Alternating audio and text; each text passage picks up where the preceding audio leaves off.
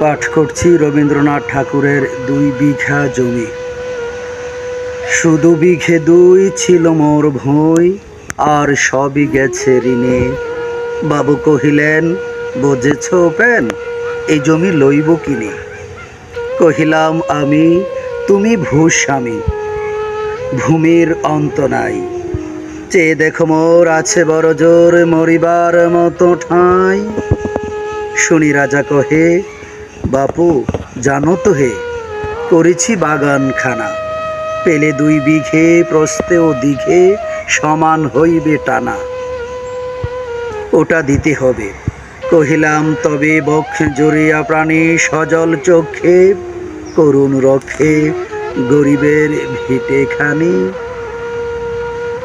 সপ্তপুরুষ যেথায় মানুষ, সে মাটি সোনার বাড়া। দৈনের দায়ে বেচিবে সে মায়ে, এমনই লক্ষ্মী ছাড়া। আখি করে লাল রাজা ক্ষণকাল রহিল মৌন ভাবে। কহিলেন শেষে ক্রূর হাসি হেসে, আচ্ছা সে দেখা যাবে। পরে মাস দেড়ে ভিটে মাটি ছেড়ে বাহির হইনু পথে। করিল ডিক্রি সকলি বিক্রি, মিথ্যা দেনার ক্ষতে।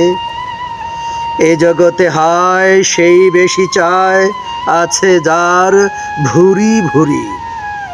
রাজার হস্ত করে সমস্ত, এ কাঙালের ধন চুরি। মনে ভাবিলাম মোর ভগবান রাখিবে না মোর গর্থে। তাই লিখে দিল বিশ্ব নিখিল 2 বিঘার পরিবর্তে।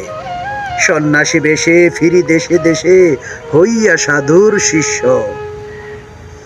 কত হেরিলাম মনোহর দাম, কত মনোরম দৃশ্য। ভূদরে সাগরে বিজনে নগরে, যখনই যেখানি ভ্রমি। তবু নিশিদিন ভুলিতে পারিনি সেই 2 বিঘে জমি।